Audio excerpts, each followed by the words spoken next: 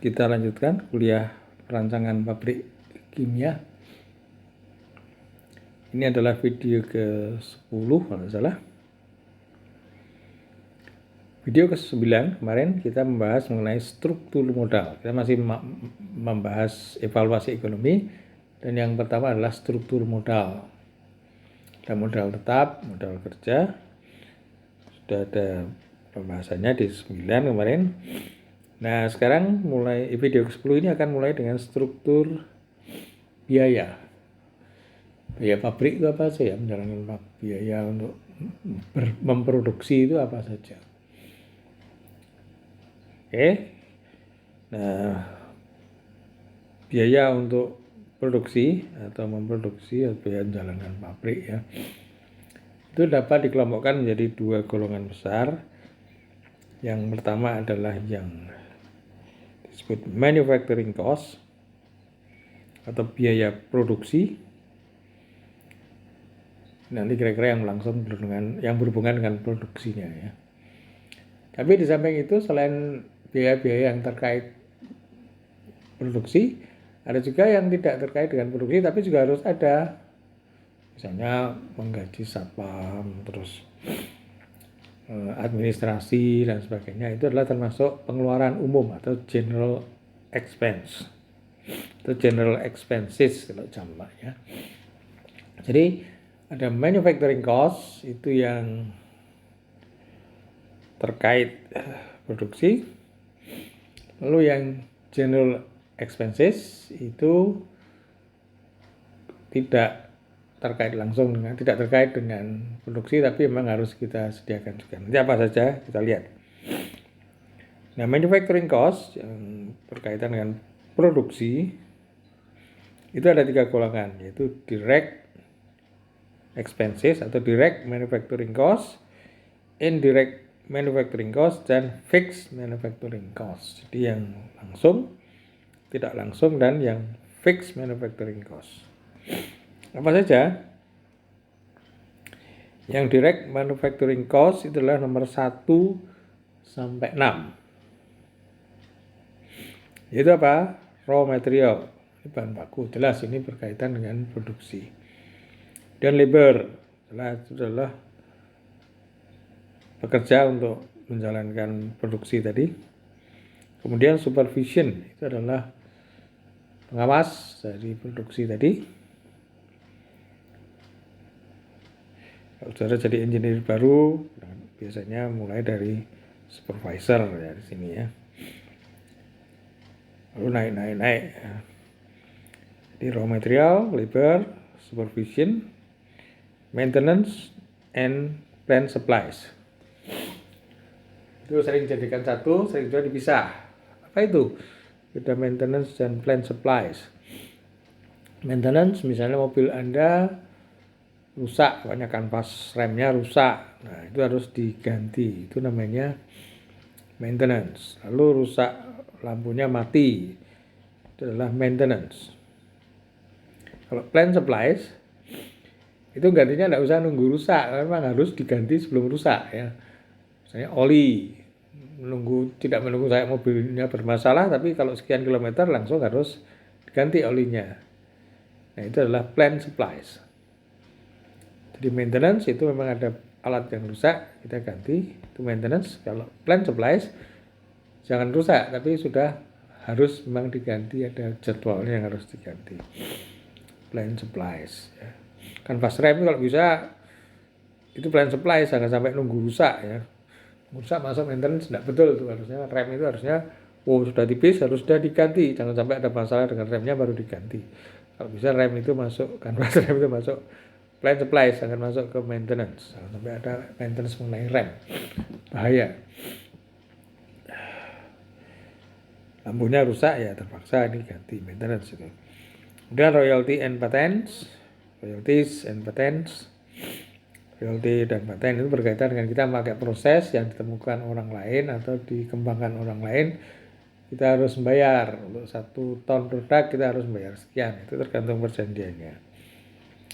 Kemudian utilitas, itu adalah steam, air, listrik, dan lain-lain itu. Itu adalah 1 sampai 6 itu adalah kalau dijumlah itu masuk ke direct manufacturing cost. Ya, kira-kira ini semuanya berhubungan dengan produksi. Lalu yang berkaitan dengan produksi tapi tidak langsung itu sering disebut dengan indirect manufacturing cost. Itu ada nomor 7 sampai 11. Apa itu? Payroll overhead, laboratory, plant overhead, packaging, shipping. Packaging jelas apa? Pakepaannya itu, apa bungkusnya misalnya, atau peti-petinya untuk dibawa ke tempat jauh. Itu seolah tidak berhubungan dengan produksinya. Tapi sekarang packaging ini dianggap sangat menentukan karena lakunya produk terutama di supermarket itu sangat dipengaruhi oleh kemasannya. Jadi saya ketemu dengan bimbingan saya dulu beberapa orang yang kerja di Unilever. Saya sekarang di bagian apa? Mereka sekarang banyak yang di bagian packaging. Jadi jual sabun, jual sampo dan sebagainya itu faktor packaging itu menjadi sangat penting sehingga untuk lakunya produk sehingga perlu didesain dengan sangat serius. Jadi banyak engineer yang bekerja merancang packagingnya itu. Namanya packaging engineering. Dan shipping itu transportasi produknya dan sebagainya ya. Juga bahan bakunya harus ditransport itu. Jelas itu packaging, shipping. Lalu kalau payroll overhead itu apa? Itu misalnya liburan yang dibayar. Saya sudah pensiun, karyawannya diberi tetap digaji sekian atau mungkin ada pesangon, itu adalah masuk payroll overhead. Atau Idul Fitri liburan seminggu udah kerja malah dibayar juga, jadi mesti ada malah ada tunjangan. Nah, itu namanya payroll overhead. Pensiun, liburan yang dibayar dan semuanya udah payroll overhead. Itu tidak berhubungan dengan produksi tapi sangat mensupport jalannya produksi. Kalau karyawannya senang punya payroll overhead banyak, itu mestinya kerjanya lebih serius dan sebagainya harapannya. Lalu laboratory, saya janji NaCl jual garam industri menjadikan kadar NaCl-nya minimum 94% misalnya. Nah, itu harus ada lab yang selalu mengecek itu, menganalisis. Itu adalah juga indirect manufacturing cost. Kadar logam berat dalam produk HCl kita itu harus maksimum sekian, itu harus dicek terus. Nah, itu laboratory, biayanya ada itu. Lalu plant overhead itu yang membuat karyawan lebih nyaman bekerja, misalnya disediakan kolam renang dekat pabrik atau mungkin bioskop gratis untuk para karyawan atau mungkin fasilitas kesehatan, itu adalah plant overhead. Terserah pabriknya, pokoknya membuat karyawan nyaman dan sebagainya. Kadang-kadang belikan recreation hall, bangun recreation hall di sini, atau tempat main biliar, tempat apa macam-macam. Itu biasanya pabrik ada itu biaya dari plant overhead. Sarana kesehatan termasuk lapangan tenis itu juga bisa dibelikan untuk plant overhead. Karyawannya banyak yang suka main tenis misalnya. Nah, itu semuanya adalah indirect manufacturing cost. Manufacturing cost itu payroll overhead, laboratory, plant overhead, packaging, and shipping. Itu kalau dijumlah itu masuk indirect manufacturing cost. Ini tulisannya salah, indirect ya, kurang C itu.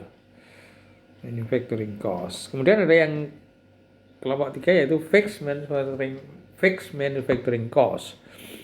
Biaya produksi yang nilainya tetap. Apa itu? Misalnya depresiasi. Nah, kita beli mobil untuk dijadikan Grab atau taksi. Beli 200 atau 300 juta. Uang masuk umurnya kira-kira 3 tahun atau 4 tahun sudah harus diganti. Maka dalam waktu 4 tahun kita harus menyisihkan keuntungan kita, Grab kita atau taksi kita per bulan berapa, supaya kali nanti kalau mobil itu sudah harus diganti, kita sudah punya uang untuk membeli mobil yang baru. Itu adalah depresiasi. Jadi per tahun sekian persen dari harga pabriknya itu ada depresiasi. Biasanya kalau umur pabriknya dianggap 10 tahun, berarti pabrik itu harus menyisihkan keuntungannya sebanyak 10% dari fixed capital untuk disimpan, sehingga nanti kalau pabriknya sudah tua, 10 tahun, dianggap tua, kita sudah bisa mendirikan pabrik baru. Itu depresiasi termasuk biaya produksi yang fix istilahnya, karena 10% dari fixed capital misalnya. Property tax, kita punya pabrik harus membayar pajak kekayaan ya. Kita punya tanah harus membayar PBB dan sebagainya. Ini termasuk apa?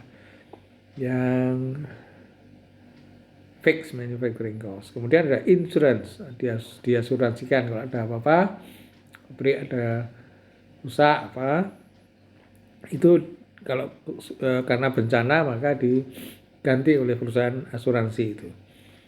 Itu dijumlah menjadi fixed manufacturing cost, direct manufacturing cost ditambah indirect manufacturing cost ditambah fixed manufacturing cost adalah menjadi total manufacturing cost atau manufacturing cost saja.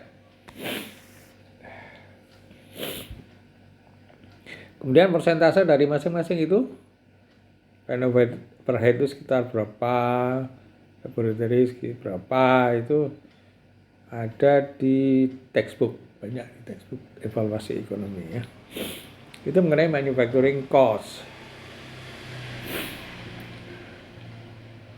Lalu yang general expense itu pengeluaran umum, nampaknya seolah tidak berhubungan dengan produksinya, tapi itu perlu untuk menunjang produksi, yaitu misalnya administrasi. Ada pegawai-pegawainya mengurusi gaji, mengurusi promosi jabatan dan sebagainya, ada direktur, ada komisaris dan sebagainya digaji dan sebagainya. Jadi kalau engineer yang sudah masuk supervisi itu biayanya masuk kemana tadi? Gaji Anda masuk di manufacturing cost ya, di supervision tadi. Tapi kalau sudah menjadi direktur, nah itu gajinya bukan di manufacturing cost, tapi pindah ke general expense di administration ini, sekelompok dengan gaji satpam dan sebagainya. Itu adalah administration. Itu ada patokannya 3-6% dari manufacturing cost atau 2-3% dari penjualan.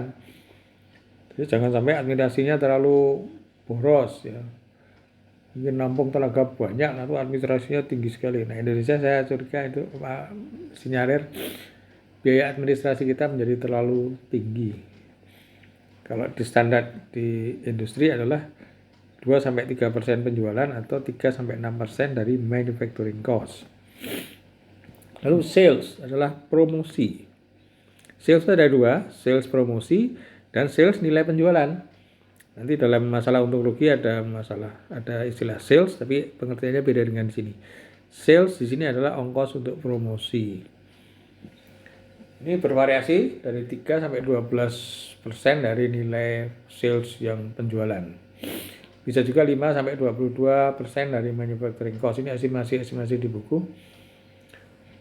Nah, besar nggak itu biaya promosi itu? Tergantung pada produknya. Sabun itu promosinya harus banyak ya. Rokok, wah itu promosinya banyak banget itu. Kadang-kadang sampai 30% dari sales itu untuk promosi, karena ada unsur popularitas, tren, gengsi dan sebagainya, itu harus dibangun terus lewat promosi. Tapi kalau pabrik asam sulfat ya jarang. Ya, saudara pernah lihat di televisi, lihat iklan asam sulfat kami lebih sakti ya gimana? Ya yang penting asam sulfat kadarnya janjinya 98-90%, lalu kadar logam berat maksimum sekian. Nah ini janjinya asal masuk spek sudah oke. Promosi kita jarang. NaOH itu juga jarang ada promosinya. Semen itu kalau pabrik yang baru kadang-kadang promosi juga. Tapi kalau pabrik yang sudah terkenal jarang pakai promosi itu. Tapi kalau rokok, sabun, sampo, wah itu iklannya di televisi bertebaran. Karena nilai jual mereka sangat dipengaruhi oleh promosi ini. rokok itu bisa sangat tinggi. Jadi kalau mahasiswa mengadakan kegiatan cari sponsor dari perusahaan rokok, wah itu banyak sponsornya itu. Cuma UGM buat peraturan, wah kegiatan yang disponsori rokok dulu nggak boleh di kampus. Nggak tahu sekarang masih berjalan nggak itu aturan itu. Itu promosi, sales promosi. Kemudian adalah research untuk pengembangan produk lanjutan atau bagaimana menemukan katalis baru, bagaimana menemukan bahan baku baru yang lebih murah dan sebagainya. Itu ada biaya research. Itu beda dengan laboratorium. Ini sama-sama laboratorium, itu beda dengan yang di laboratorium yang di manufacturing cost tadi. Anda ngecek produksi ya tadi, konversinya benar nggak, kadar NaCl-nya benar nggak. Kalau ini adalah untuk pengembangan produk. Itu biasanya perusahaan besar menyediakan 2-4% dari penjualan atau 3,5-8% manufacturing cost. Itu riset untuk pengembangan. Kemudian finance. Finance apa? Bunga bank. Karena kebanyakan pabrik itu modalnya tidak dari milik sendiri, tapi pinjam uang. Banyak yang pinjam uang. Yang penting kita dipercaya untuk pinjam uang, nah itu bisa mendirikan pabrik misalnya ya. Itu finance. Kalau di Amerika rumusnya 0,16 FC plus 0,24 BC. Tapi ini untuk Amerika, karena di textbook itu dari Amerika, sehingga pakai rumus itu kalau Indonesia mungkin nggak cocok ini ya. Karena apa? Di textbook itu bunga bank di Amerika untuk mendirikan pabrik itu 16% per tahun. Lalu yang untuk working capitalnya lebih mahal, 24%, jadi itu 0,16. Kalau Anda mau mendirikan pabrik, untuk fixed capital itu bunganya hanya 16%, tapi kalau untuk working capital utang itu bunganya harus 24%. Itu kalau buku-buku evaluasi ekonomi textbook ya. Nah sekarang mungkin berkembang macam-macam, nilainya tergantung waktu ya, setiap saat bisa berubah, bisa diikuti di internet sekarang. Jadi ini bukan rumus fix seperti itu, tapi itu adalah tergantung perkembangan proses finansial kita, perkembangan finance kita, perkembangan perekonomian kita. Jadi ada general expense, jadi administration, sales, research, finance itu dijumlah itu adalah general expenses.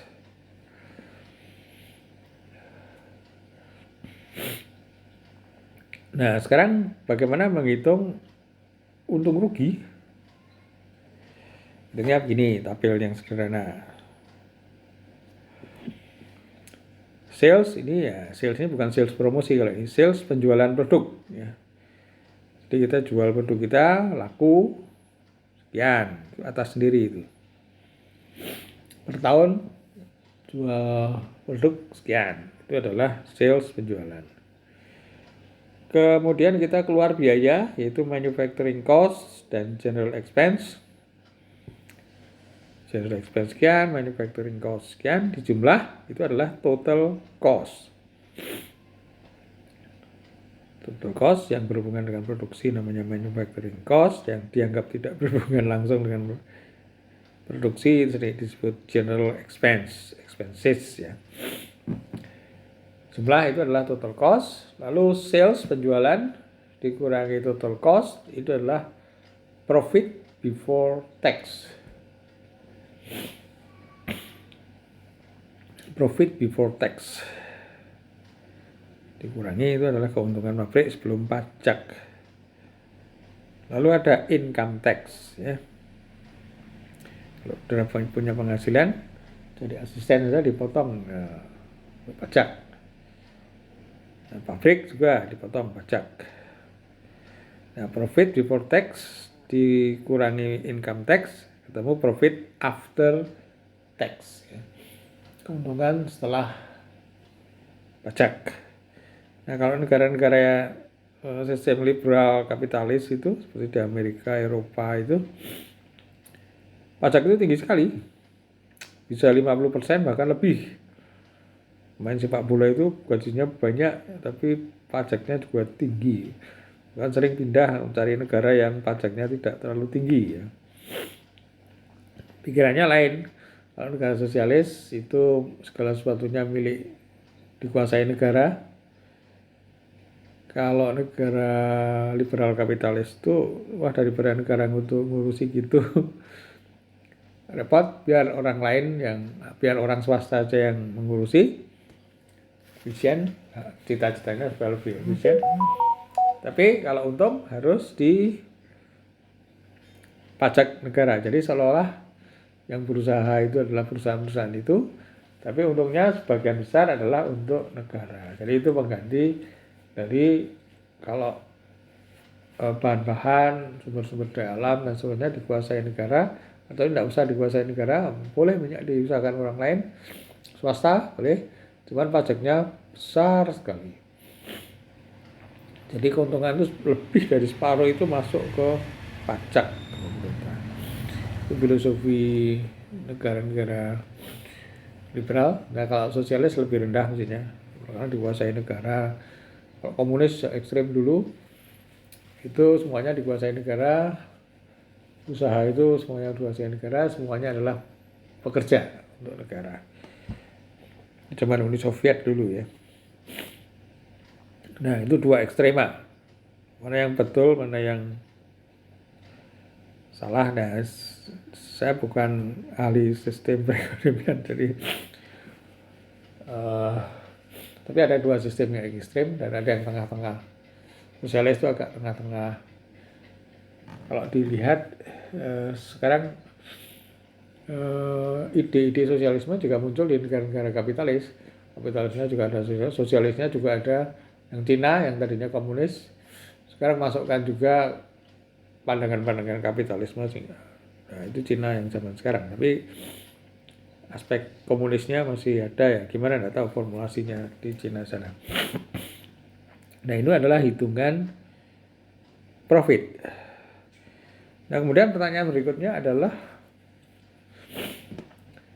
kalau profitnya sekian per tahun, modal fixed capitalnya sekian, lalu general expense sekian dan sebagainya, umur pabrik sekian dan sebagainya, segala macam faktor itu, lalu kita harus menyimpulkan sebetulnya investasi ini menarik apa tidak dari aspek ekonomi. Nah kita masuk ke bagian terakhir dari evaluasi ekonomi, yaitu ke arah profitabilitas. Menyatakan tingkat keuntungan suatu investasi membangun fasilitas produktif, atau sebenarnya menyimpulkan pabrik itu secara ekonomis keuntungannya menarik apa tidak. Jadi tujuan penting dari analisis profitabilitas adalah mengevaluasi apakah investasi tersebut menarik atau tidak dari aspek ekonomi.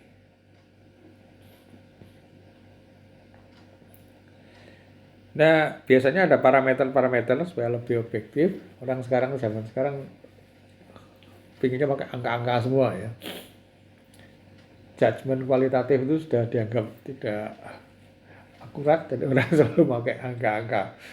Yang kualitatif pun dipaksa-paksa menjadi kuantitatif. Nah, ini tren zaman sekarang. Jadi Max Weber mengatakan zaman sekarang adalah zaman over kuantifikasi. Ini segala sesuatu harus pakai angka. Nah untuk evaluasi ekonomi banyak parameter untuk menyatakan menarik apa tidak. Tapi di kuliah ini saya hanya membahas 4 metode yang terkenal saja. Yaitu yang pertama percent return on investment. Itu adalah singkatannya ROI. Lalu yang kedua adalah dengan melihat parameter PO time atau POT. Yang ketiga adalah BEP, break even point, dan yang D adalah discounted cash flow of rate of return. Sebenarnya lengkapnya saya kurang nulis of itu, sehingga DCFR atau DCFR ya. Nah, itu nanti kita bahas di video berikutnya. Kita khusus membahas profitabilitas, analisis profitabilitas. Tapi di kuliah yang ini, yang akan saya akhiri segera ini, kita bicara mengenai struktur biaya sampai menghasilkan profit berapa ya. Ada manufacturing cost dan general expense sampai menghasilkan profitnya berapa. Jadi saudara bisa membedakan antara modal dan biaya. Jadi kalau bab 1, 2 itu kita bicara mengenai struktur modal. Kalau bab selanjutnya 3 sampai 4, 5 itu adalah kita bicara mengenai struktur biaya dan analisis. Terutama goalnya adalah analisis berapa keuntungan pabrik kita per tahun. Kemudian berikutnya adalah untung sekian itu menarik atau tidak dari pandangan ekonomi. Modalnya 1 triliun, untung 1 juta per hari mungkin tidak menarik juga ya. Tapi kalau modalnya hanya sedikit, untung 500.000 rupiah per hari sudah senang sekali. Nah, itu apa itu? Parameternya apa saja? Itu akan kita bahas di profitabilitas. Tapi ingat ada kita masalah harus tahu yang pasti membedakan struktur modal dan struktur biaya. Modal dan biaya itu beda. Ya. Struktur modal, struktur biaya, dan yang terakhir adalah bagaimana menghitung profit. Berikutnya, profitabilitas adalah mengevaluasi profit kita ini menarik atau tidak. Ya. Itu yang nanti akan kita bahas di video selanjutnya, video nomor 11. Di video 10 kita akhiri sekian dulu, berhenti sampai bagaimana menghitung profit per tahun. Oke, terima kasih.